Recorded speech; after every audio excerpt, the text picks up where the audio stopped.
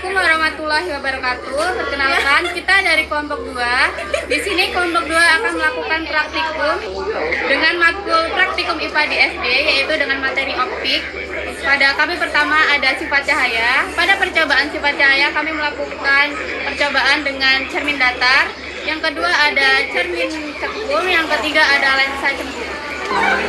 Perkenalkan, saya Kiki Sundari, adapun anggota kelompok saya Putri Andani, saya Nurul Khalifah, saya Andra Kiana, saya Adinu Mairo, saya Indah Winanda. saya Khairul Anam. Sekian perkenalan dari kelompok kami, saya akhiri. Wassalamualaikum warahmatullahi wabarakatuh.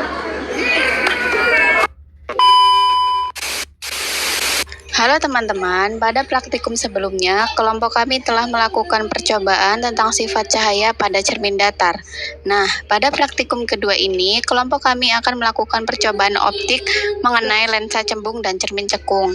Tujuan dari praktikum ini yaitu untuk menentukan jarak titik fokus lensa cembung, menentukan kekuatan lensa cembung, menentukan titik fokus cermin cekung, mengamati pembentukan bayangan pada lensa cembung dan cermin cekung, serta mengukur jarak benda dan jarak bayangan yang terbentuk selama percobaan berlangsung. Dalam percobaan ini, kami menggunakan beberapa alat dan bahan seperti lensa cembung, cermin cekung, layar atau tabir kertas, serta sumber cahaya berupa lilin. Adapun korek untuk menghidupkan lilinnya. A few moments later. Langkah pertama yang kami lakukan adalah percobaan menggunakan cermin cekung. Pertama, kami menyusun cermin cekung, lilin sebagai sumber cahaya, dan layar atau tabir kertas pada meja optik. Setelah itu, lilin dinyalakan, lalu posisi layar digeser perlahan hingga terbentuk bayangan yang paling jelas dan tajam. Pada percobaan ini, kami juga melakukan pengukuran jarak benda dan jarak bayangan. Jarak benda diukur dari cermin cekung menuju lilin, sedangkan jarak bayangan diukur dari cermin menuju layar atau tabir kertas tempat bayangan terbentuk. Cobaan dilakukan sebanyak 3 kali dengan posisi benda yang berbeda-beda.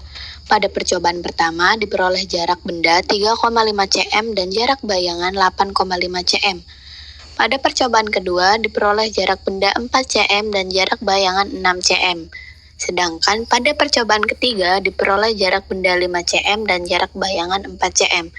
Berdasarkan hasil pengamatan tersebut, dapat diketahui bahwa perubahan jarak benda mempengaruhi jarak bayangan yang terbentuk pada cermin cekung. A few moments later. Setelah melakukan percobaan cermin cekung, kelompok kami melanjutkan praktikum menggunakan lensa cembung. Pertama, kami menyusun lensa cembung lilin sebagai sumber cahaya, dan layar atau tabir kertas pada meja optik sesuai petunjuk percobaan di modul. Setelah itu lilin dinyalakan, kemudian posisi lensa dan layar diatur perlahan hingga terbentuk bayangan yang paling jelas dan tajam pada layar. Pada percobaan ini kami juga melakukan pengukuran jarak benda dan jarak bayangan.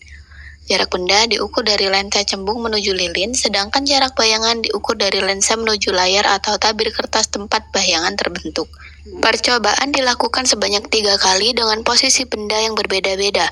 Pada percobaan pertama diperoleh jarak benda 5 cm dan jarak bayangan 10 cm. Pada percobaan kedua diperoleh jarak benda 4 cm dan jarak bayangan 8 cm.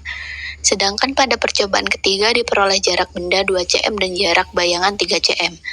Berdasarkan hasil pengamatan tersebut, dapat diketahui bahwa perubahan jarak benda juga mempengaruhi jarak bayangan yang terbentuk pada lensa cembung. Berdasarkan praktikum yang telah dilakukan, dapat disimpulkan bahwa lensa cembung dan cermin cekung dapat membentuk bayangan nyata apabila posisi benda dan layar diatur dengan tepat. Selain itu, perubahan jarak benda mempengaruhi letak bayangan yang dihasilkan. Melalui percobaan ini, kelompok kami juga dapat menentukan jarak fokus serta memahami proses pemantulan dan pembiasan cahaya pada alat optik. Demikian praktikum yang dapat kami lakukan. Saya Kiki Sundari mengakhiri. Wassalamualaikum warahmatullahi wabarakatuh.